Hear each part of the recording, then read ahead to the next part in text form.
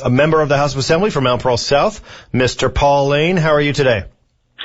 I'm great, Jonathan. I'm actually pulled over on the side of the Veterans Memorial Highway now on my way down to Trinity Bay de Verde to spend another day with our candidate, Steve Crocker. Safety first. Much appreciated. Absolutely. Absolutely. I'm looking forward to getting out of the doors again. We've been getting a tremendous response, to say the very least. Steve, Jonathan, I wanted to just give a little update as it relates to the Ocean Pond issue. Before I do, though, a couple of real quick points. I'll really try to be fast. First of all, I just want to congratulate John Nolan and Brian O'Keefe. They were both inducted into the Mount Pearl Soccer Hall of Fame last night. Two great individuals who have done so much for the sport in our community, and I just want to congratulate them publicly on being inducted. Secondly, I just want to make the point. I heard your preamble, and I heard Peter Whittle, and so on. I'm glad that someone from Hydro is going to be coming on to give us an update as to what's going on, But I just want to say that I certainly hope that what we're hearing in the media and so on is not true, and that I really hope that they get their ducks in a row this year so that we don't end up with another Dark NL. And I heard you read out, I don't know, it was a tweet or an email from someone who said basically they're trying to do 6 months work in 24 months. And give them a break and so on. Mm-hmm. And that just raises a very important point that we can't forget here, And that point is very simple, that, this is not a case of, as much as it might have been, they might have tried to spin it out after it happened, say, that we had all these things that happened at the one time with the cold front and the fire and all these things that went wrong, and it was almost like a fluke occurrence where all the stars aligned in such a way that we ended up with this situation. The reality of it is that when the PUB report was done, it was quite clear that there was ongoing problems in terms of maintenance that wasn't being done, not just at Holyrood, but issues in Stephenville, issues at Hardwoods and so on.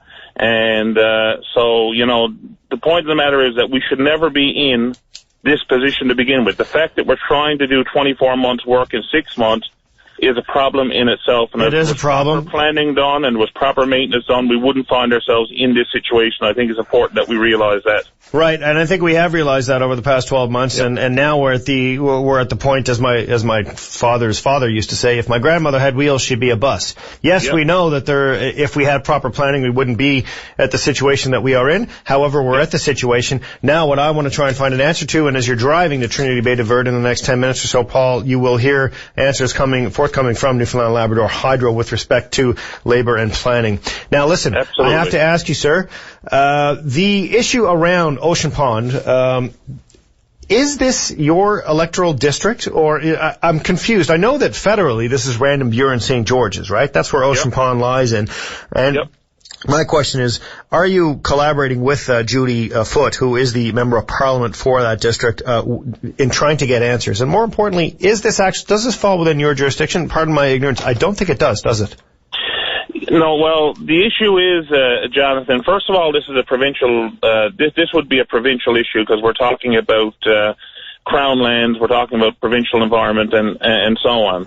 And I guess the way that I got involved in it actually, I suppose the area itself actually falls in Felix Collins's district, I do believe, and I stand to be corrected, and I think it does.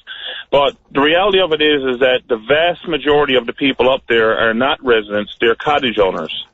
And so the way I got involved in this to begin with, I guess, is that I had constituents of mine and people I knew and so on that were, either directly, some of them are directly in my district, some are in the adjoining district and so on, who came to me with this issue as their MHA, because it's their properties that are being impacted. Okay, so they would live in Mount Pearl South, but there's their cottage up at Ocean Pond that's being impacted, right? Okay, now I get it. All right, so we're all aware of the situation because you have been on my show and many other shows numerous times discussing it. So tell us, is there an update?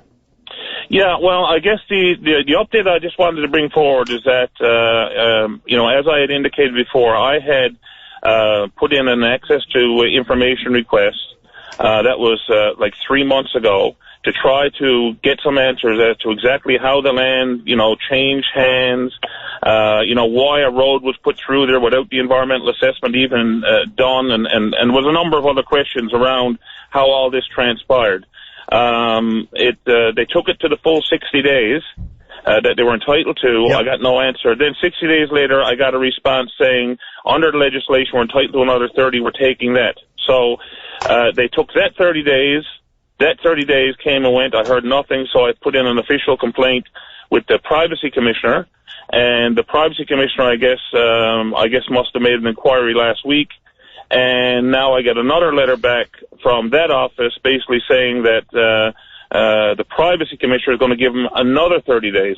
So that means now that we're going to be into basically 4 months at a minimum, assuming we get it within the next 30 days, will be 4 months trying to get some, fairly basic questions answered as to how this managed to take place. Okay. In the meantime, we still have a situation where there's work going ahead. There's equipment in there as we speak. Certainly was in there last week doing work. We got a full-fledged road put through.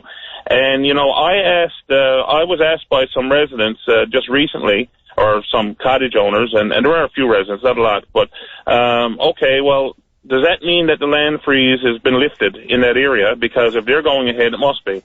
So I contacted Crown Lands a couple of weeks back, and I was told, no, there's still a land freeze. I said, oh, is that right? I said, well, how can this development be going ahead if there's still a land freeze? That's a very good question. And well, this is private land. I said, yeah, but a lot of this private land was once Crown land, and that's what we're trying to find out how this happened. Is the timeline as to when it became private land? That's a very good question. Paul, do me a favor. Send me a timeline of your access to request. I'm very curious, and I'll try and find out if they can actually, if the legislation allows them to delay it for so long, because waiting for 4 months for an answer for all the constituents, no matter where they live in the province of Newfoundland and Labrador, is quite important, because they are, I'm guessing, they want a different quality of life, and that's why they decided to put a cottage there in the first place. We're going to go to our next caller, though. Thanks for keeping this on our radar. Have yourself a good weekend and drive very safely on that road down at Trinity Bay de Verde. Yeah, thank you, Jonathan. I will. And the only last point I just want to make related to this is that super quick. There is a full-fledged road gone in there, and that has gone through Crown land, not private land, through Crown land. I asked the question, how could that happen if the land is frozen, and I was told roads are different. Yeah, that's very interesting. So that's crazy in my mind. Anyway, I'm going to keep it up, and as I said, I'm going to keep the feet to the fire, and we're going to get some answers. That's great. I don't know if you heard me earlier quoting you about the feet to the fire, but I love it. Do it. Yep. Keep it up. Okay, buddy. Bye-bye. Thank you, Jonathan. Have a great day. You too. Bye. Okay. That's interesting. The road is a different issue than the private land. Fascinating. I find this Ocean Pond story as it unravels, wild.